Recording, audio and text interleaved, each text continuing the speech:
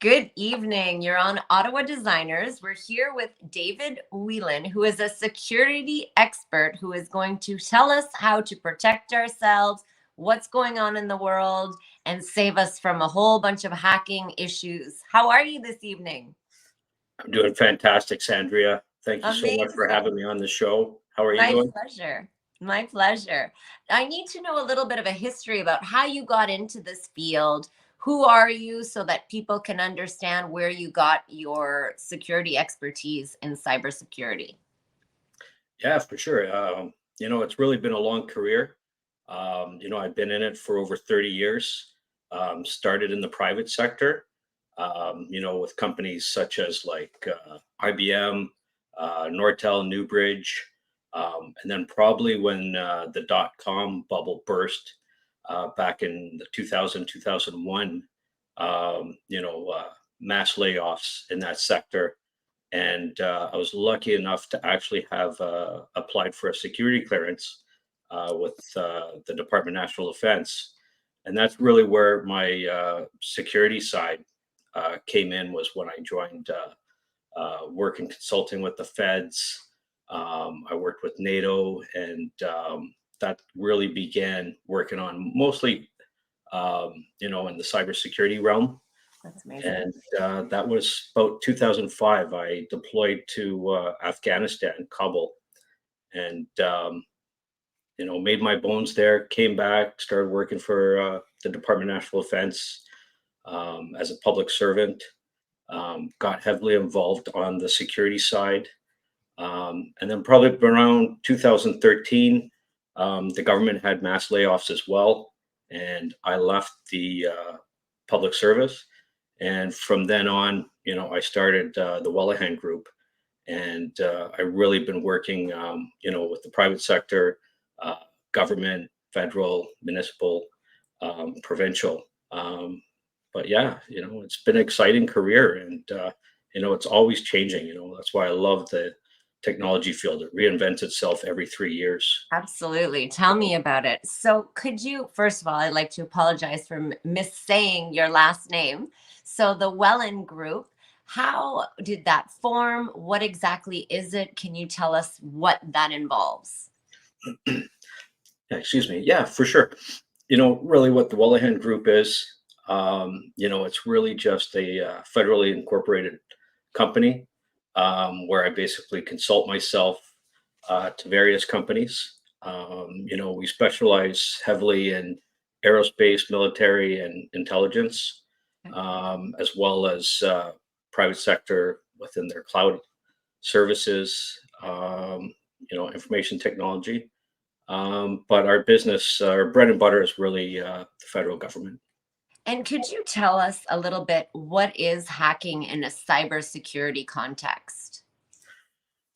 Yeah, well, really, you know, hacking really in a cybersecurity context is really, anywhere where they're trying to hack in devices, whether it's a cell phone, a tablet, a computer system.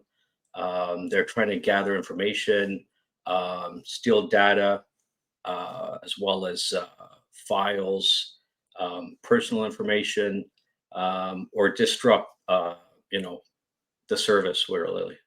So, when I was looking up this podcast and trying to figure out what I would really want to learn from if I was a viewer and knew nothing about this, I looked up that there's black hat, white hat, and gray hat types of hackers. Can you explain those three main types of hackers? Yeah, absolutely. Really, when it gets down to hacking, not all hacking is illegal. Um, you know, and that's where, you know, um, there's not a malicious intent in all hacking as well. And that's where you have your various uh, hackers, so you Yeah. have your black, as you mentioned. That's basically, your criminal, malicious hacker. Okay. They really exploit vulnerabilities, whether it's computer systems or networks. And basically, It could be corporate espionage, stuff like that. So those are really the black hat are really like your Bad bad guy. hackers, you know? The bad guys. Yeah, Okay. the bad guys. Um, and then you have your white hats. White hats are more of the ethical hackers, Okay. and they're really the ones that will assist corporations. They'll seek out vulnerabilities and look for solutions to basically remediate all those findings in their infrastructure and stuff like that. Really, um, Interesting. and then in between you have your gray hat, Okay. and the gray hat is basically he's in between. He's not he won't have like the legality Okay. of being able to hack in your system. Like the white hat will basically have like credentials, will Okay. have authorization to hack into a client's network, right? Okay. The gray hat, not that they actually have a malicious intent, but really their motive is more financially. Okay. They're willing to help you and to resolve any issues you have, but they would like they want compensation really. You know Okay. what I mean? So now, can anything be fully secure in life now with the technologies that we have? Interesting question, and I hear this all the time. And no, Okay. nothing can be 100% secure. It's just not possible. Everything is man-made, and in the security world, if it's man-made, then man can hack it. Really, is the Absolutely. bottom line.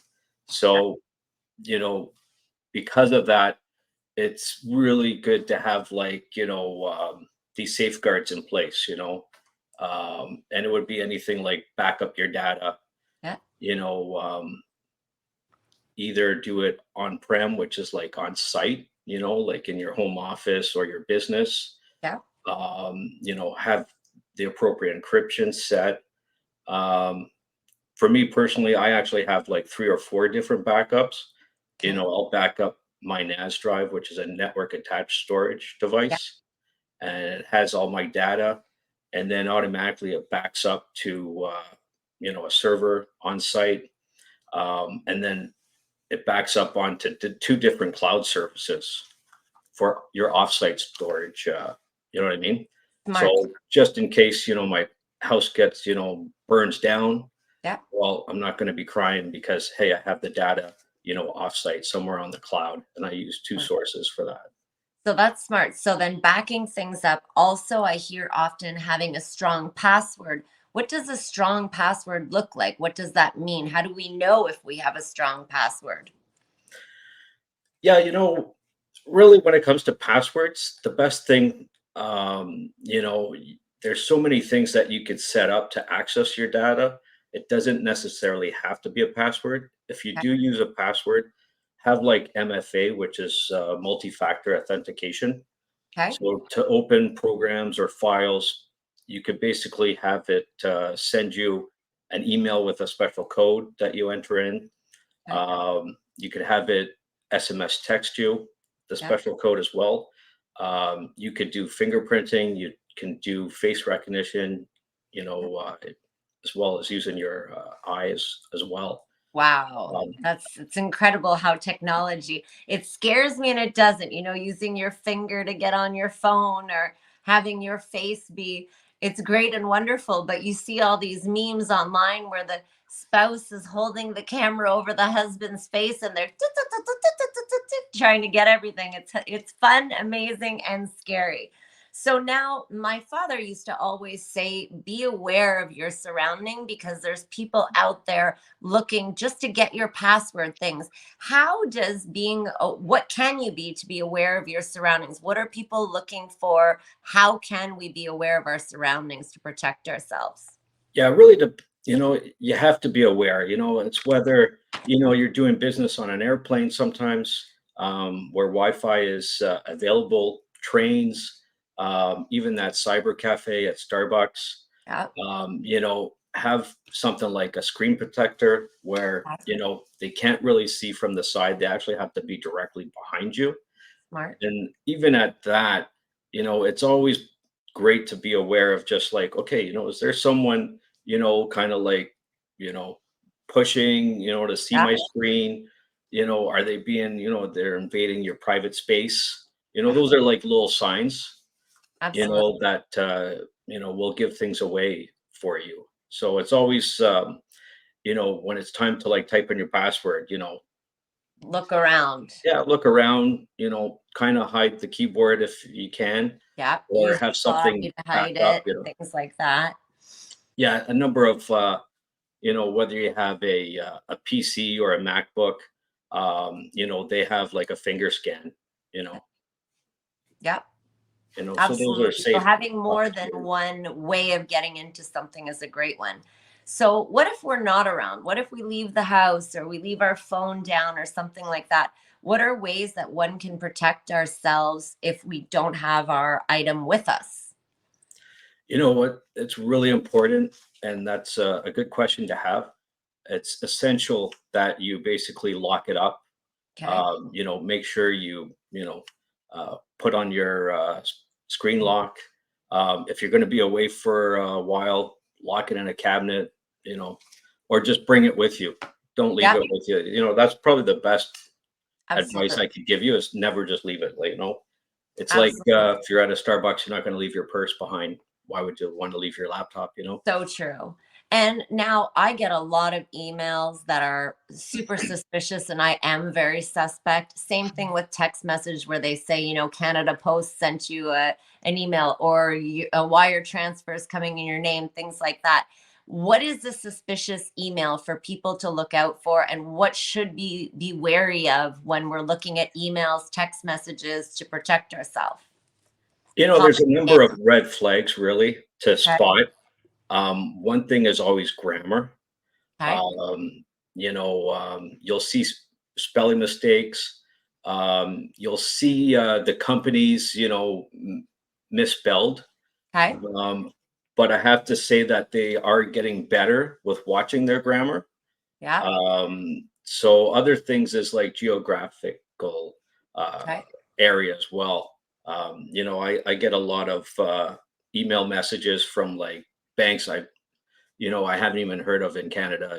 They're in the Yeah. US, like Wells Fargo.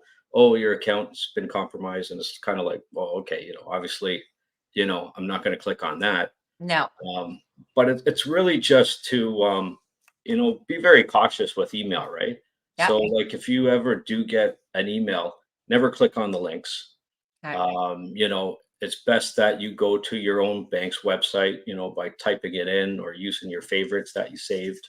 Yeah. That's what I usually do. There's a number of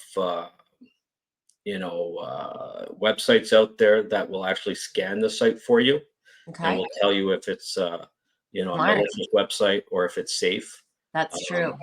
one website is like IP Void that you could go, Okay.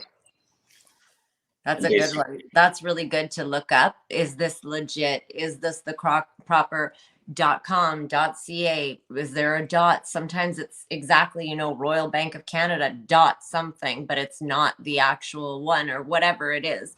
Those are very fishy. And I've known people that have had horrible scams with this type of stuff. And sometimes it's just as simple as clicking yes or one, or, answering, is this Sandria Blench? Yes, and boom, you've just transferred. So you have to be very careful. What is antivirus and malware protection, and how can we install it, purchase it, all that? yeah, basically, it's basically anything you can get commercial off the shelf, Okay. whether it's going to be a Norton, it's going to be a McAfee, Bitdefender. There's quite a few, solutions out there, Okay. and you basically want to make sure that they do all, the basics, and then what new stuff. But very important, what people don't do is like just constant maintenance. You know what I mean? They're not updating their, virus database. So like if you're not doing the updates, well, then you're losing out and you're at risk, right? So, Absolutely. it So really now, goes into just maintenance of like your operating system, doing those Windows updates or your Mac updates, and then doing your antivirus updates as well. Absolutely. Updates are important. I mean, if you have to update your GPS in your car because there's new neighborhoods, imagine how much, millions of people that are intelligent on these hacking or cybersecurity sites can update daily. It's just the evolution is so wild. How do criminals, well, cyber criminals, steal our information? You know, there's various ways that they do that. One is what we just discussed with, the emails. You click on a link, it's malware, which is basically like, you know, um, basically a file basically will, install. Yeah. It could stay dormant for several months. Um, and Scary. then basically it's, recording your keystroke. So when you log into a website, it'll basically record the keys that you're putting in for your username, Wow. password. So yeah, they're very creative, Yeah. and at the end of the day, making money is really their business, right? So you Absolutely. know, and it's just not what people think. People think it's some guy, in his mom's basement, eating a jar of peanut butter and just thinking about these things, how to like scam people. Yeah. It's nation-based sponsors, it's governments, China, Russia, Iran, North Korea. They basically hire and have all skilled hackers just, doing this. And it's just not like they're just coming after you and me, it's corporations. Nations. Yeah, you know, it's That's madness. Now, what is ransomware? Yeah, ransomware is basically what it is basically, um, you know, they'll get in and basically they'll hold your file or your user account hostage, basically. Okay. And they call it ransomware because in order to get it unlocked and get access to your files, um, basically you have to pay a ransom. Wow. So like it could be like hundreds of $1,000. It could be like through bitcoins, usually is the method that they prefer. But yeah, it's hitting corporations, and Scary. they know, um, a lot of corporations, that are on the stock exchange. They know kind of what's public knowledge of like what that company's made for the year. A Wow. lot of these companies have like cyber insurance. Yeah. So they have like a couple $1 million. So like, it's a quick payday. Yeah, of And, course. I Incredible. always say, don't pay the ransomware. It's not worth it. Have these safeguards in place, with your constant backup, Okay. on site, off site, and then you won't have to pay, because the problem with paying is that you're just, Feeding.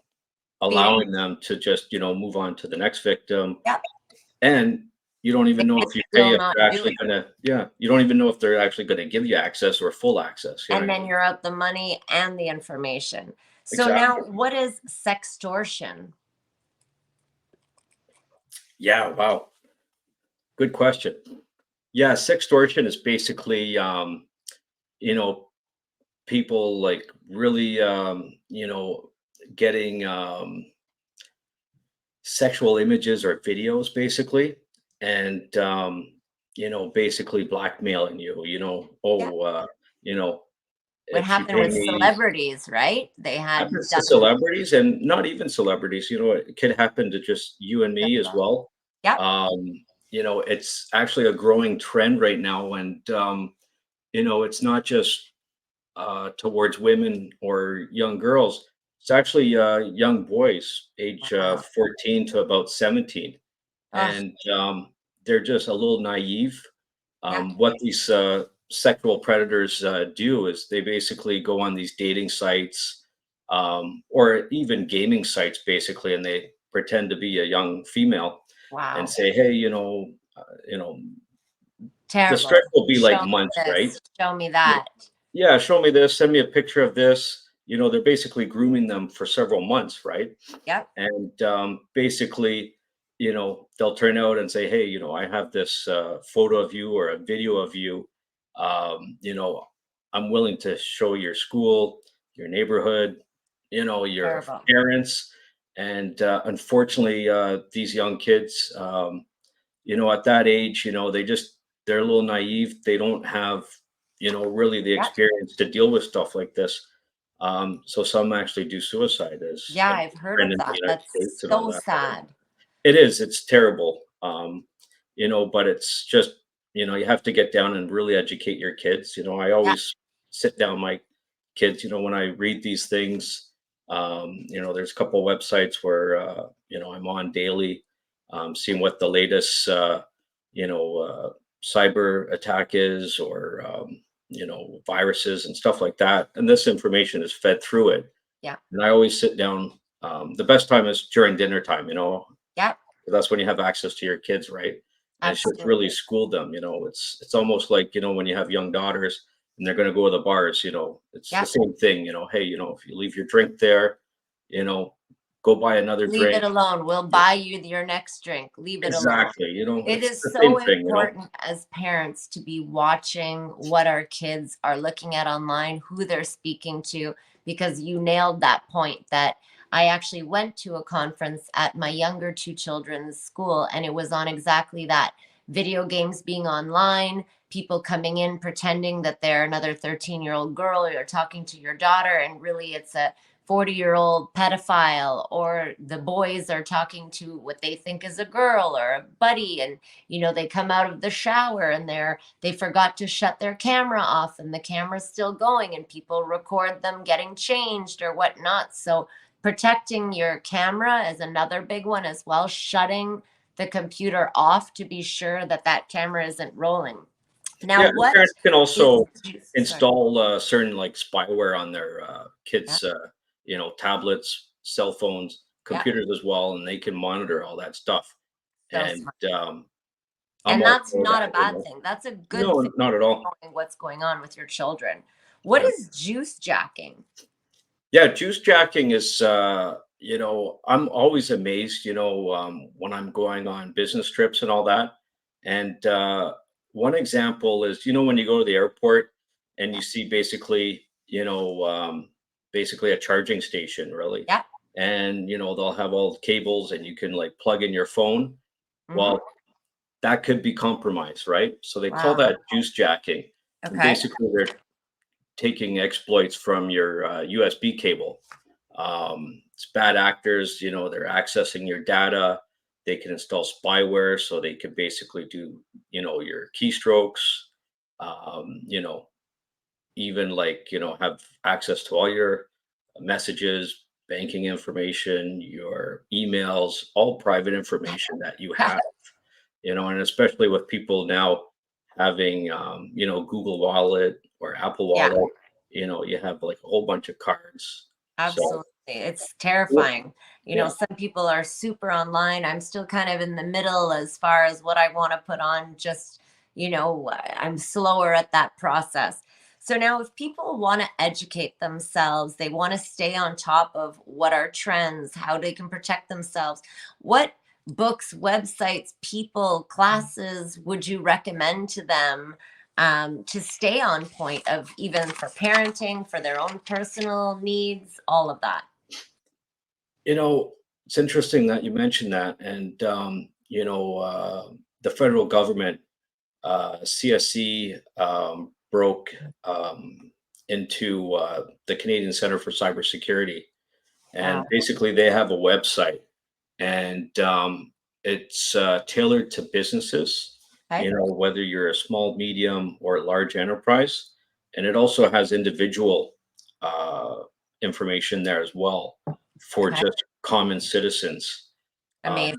so that's one website that you can go to. RCMP also has a cyber safety website. Okay. They'll list anything from combating cybercrime, um, bullying, cyberbully, and just complete solutions on internet safety. Yeah. And then there's also the Canadian Anti-Fraud Center. Okay. And that's basically where you would report fraud or any cyber crimes. Okay. Those are the kind of places they'll give you information, what to do, because a lot of people, they're embarrassed. They Yep. don't really want to report it. Um, but they should always report everything Absolutely, that because happens that's how to them, you know? trends occur and they can follow up and something can be done because there's so much available and going on that we have to report that. So now what if people want to get a hold of you and they need a cyber security expert? How can we reach you? Well, usually, you know, because of my industry, I'm not really just available to like just the common person just off the street kind of thing. You know, it's Okay. really my specialty is really just the corporations and the governments, really. So really, that's kind of what I've tailored No problem. my That's career fabulous. Well, to. this has been a lot of information. And I think that, this is great because it's something that we should be almost in every school having a mini little class for parents, mandatory, and for kids, mandatory moving forward. Because since COVID, we had kids that were 3, 4 years old in preschool that were doing Zoom online. My son was in preschool and 4 years old, and he was learning how to connect with Zoom, get on with his teacher and classmates, and clicking onto stuff as young as 4. And I had the teenagers, obviously, which was a nightmare. They were falling asleep halfway through class and all that.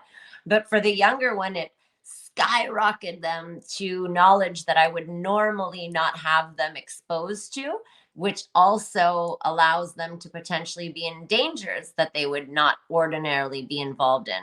So I think for anybody, whether you're active on a computer or not, finding out how to protect your children, how you can keep track of what they're doing. Same thing, back up your systems. And like you said, if you don't know, Google RCMP, Google all of these different programs, have a cybersecurity expert that works at home, come in and put down, all the systems in place that you need to and whatnot. There's Geek Squad and all those type of places that come. I've had them come before too. Well, Yeah, thank absolutely. you. Thank you so much, David. And he's our local cybersecurity expert. If you want to know more, you can go online and find him if you're a corporation. And thank you for being on Ottawa Designers with your host, Sandria Blench. Thank you, Sandria. It was a real pleasure. My pleasure. Have a nice evening. You too.